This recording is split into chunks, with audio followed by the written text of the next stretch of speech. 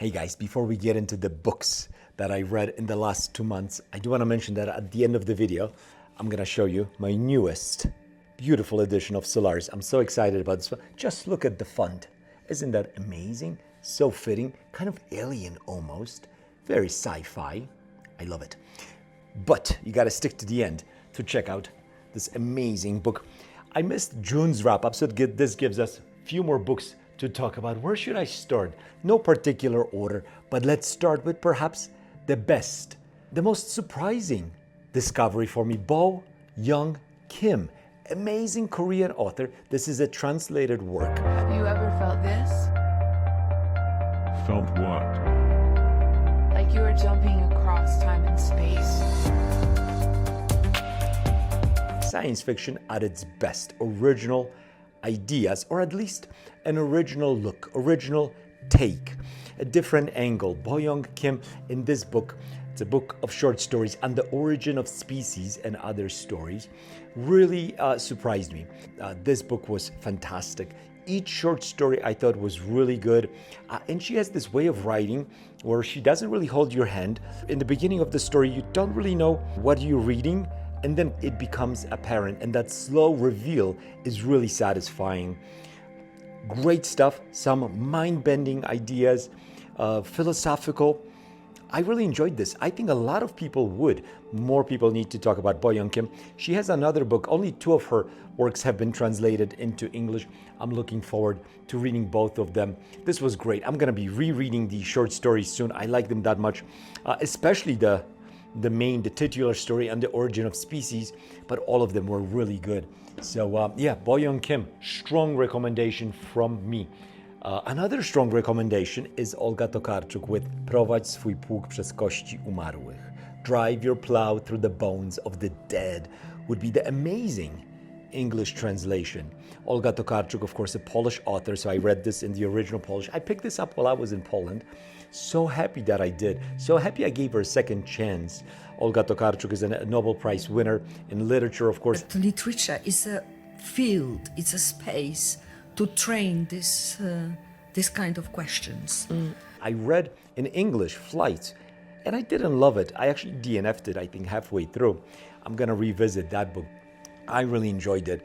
The dog is like sneaking up on me. Hey, Kona, you want to say hello? Come say hello. You just want food. Anyway, this was a revelation. What an amazing story. The protagonist, super interesting. It's an older woman, retired woman, kind of an odd soul, a weird lady. Kona, no licking. But such a strong, unique protagonist, unique voice. She lives on the border of Poland and Czech Republic. This book is interesting. It's hard-hitting. It deals with hunting, so some uncomfortable themes. I thought it was fantastic. Not everything, I'm afraid, may translate well into English. There were some things that really struck a chord with me because of my growing up in Poland in the 70s, 80s. But nevertheless, really good one, Olga Tokarczuk.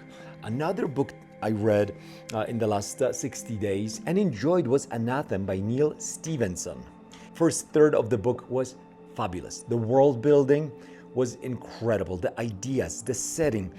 I was drawn, I was mesmerized. It would be, I think, the right word by the world building and the story. And then slowly but surely things started to deteriorate for me. A lot of plot conveniences that kind of crept up. The action started to pick up. Things were happening.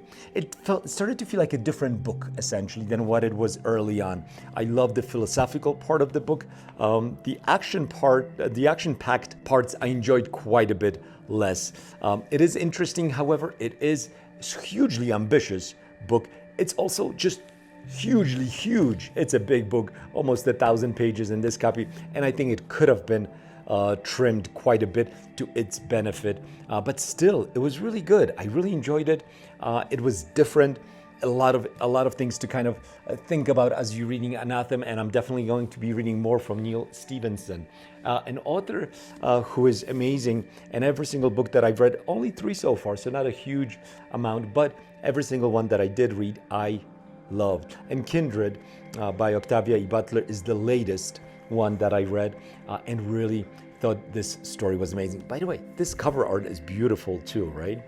We have our protagonist, who is a young black woman living in 1970s San Francisco, and somehow she's transported suddenly, without any warning, into the South, slavery, and she's thrown into that predicament, and how she reacts to it. Another strong female, really powerful story. And this story really highlights what I like about Octavia E Butler's writing, because it's punchy, it's to the point, it's not florid, it's just kind of very matter of fact, but very well done also.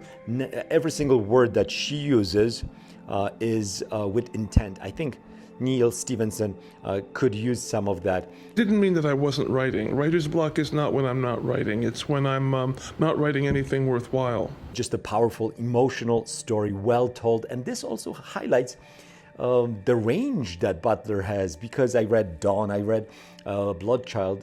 Those stories firmly in the sci-fi, very weird. We have aliens that feel very alien. And this is a very human story. If we just extract the time travel element from this, it's just a historical novel, really, and it's really well done. So Butler, amazing. Let me know what else I should be reading from Butler. I've been thinking, obviously, Parable of the Sower, but maybe there's something else that you might recommend to me. Same thing with Stephenson. What should I read next? Let's talk about Pandora Star now. Pandora Star was a book that I've been putting off for a long time, again, because it's so big, almost 988 pages in this edition. And this is really half a story. It's not like this is book one and then you have Judas Unchained book two. No, this was one book that they just split in half. It ends abruptly. Anyway, I should not have worried. This is good. Pandora Star was good. I enjoyed this story quite a bit. The problem I'm having with it now that I'm reading Judas Unchained is it's becoming tiresome. It's just a bit too much. There are too many storylines, too many characters for me. Somebody else who wants that level of immersion and kind of knowing everything that's happening in every part of the story, in every part of the galaxy, may actually love it. I do not, because there are storylines in these books that are incredible, and I love them. But then there are others that I have zero interest in. Some of the political stuff, some of the, and I don't want to get into it, but it is overall really good, fantastic story. It has a lot of depth. There's that chapter 18 that a lot of people talked about, and I have talked about it already as well, because it's genius. It's so well done. It's so well written. Could stand alone like as a short story. Fabulous. So this is, Pandora Star is really good. I love that. Judas Unchained is diminishing a little bit of my feel for it. I don't know. I'll see how it ends. I'm kind of reading it, kind of listening to it on Audible. We'll see. Iain Banks is the man. He was the man, and culture is the world I would love to live in. I just read Look to Windward, and I loved it. But I loved every single book that I read from Iain Banks. I think I'm probably, I have a hard time being critical about him almost. I read this on a buddy read with Sam and Whitney had some good points that she was making, some criticism. But no, I do not accept those, Whitney. I'm sorry, this is fantastic. This was great. But I will admit, in this story, the main character, if we can even call the main character, lacks a bit of agency. Things kind of happen to him. Great ideas, however. Beautiful, my dog is making noises, beautiful depiction of grief, exploration of grief. Fabulous also world building, because each novel in the Culture series is a puzzle piece that you're putting together to understand the vision of Iain Banks, and what a vision it is. And Look to Windward is just another piece, and it's fantastic. And I got so much more understanding of the minds. Minds are these all-powerful, godlike AI systems. So anyway, I digress. But Iain Banks and the Culture series is becoming, I think, I'll have to do a video on like my favorite series, stuff like that. Or maybe I've been thinking about series that I haven't finished but started. There are a lot of those. But the Culture and Iain Banks, because it's not just the Culture. I also read Algebraist, and that was a home run. What a story that was. I loved it. So that's another one. I do have a couple of books that I read that I don't have them with me. One of them is How to Train Your Mind. So not How to Train Your Dragon, Hopefully, if you have a dragon, you've trained the dragon already. Otherwise, you're in trouble. But how to train your mind? We all have minds, and we don't really train them. I'm talking about meditation. So this was something that I listened to on Audible. It was a free Audible. You do not have to use any credits to listen to it. And it was good. The book was good. It was read by the author. I forget the name. But I enjoyed it. Mindfulness, obviously kind of being aware of what's going on within your mind. I thought it was really good. And also the angle that this book approaches meditation from is a bit unusual because it talks about productivity also. So how meditating and being more mindful can help you increase productivity. So spending time meditating, taking time off from your day, even 5-10 minutes can help you gain more time because you're going to be more productive.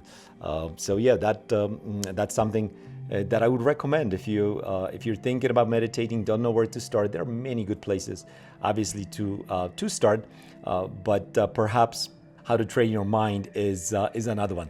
And I'm currently reading, I'll just let you know, Jane Mondrup's Zoe. I don't know if I'm pronouncing the title correctly. Zoe, Z-O-I. I got the arc from the author, from Jane. Thank you, Jane, very much. And I started it. I'm like 50 pages or so into it, and it's really good. This is a first contact novel, and it's really well done. It is unique. It is different, original. The aliens are quite intriguing. Our main protagonist, again, a woman, a girl. We meet her when she's a little bit older, but then there are flashbacks when she was a little girl when these aliens came for the first time. And they're exploring, like, are these aliens even conscious? Are they aware? Very interesting. I'm still piecing some of the details and nuances of this story, but it seems to be a story with quite a bit of depth to it, and I'm enjoying it. It's also well written. It's a self-published. I don't usually accept too many arcs. I just don't have the time. My TBR is out of control anyway. But something in the story, something that Jane in her email to me mentioned, just kind of struck a chord with me, and I decided to give it a shot. Also, it's not a super long book. I think like maybe 250 pages.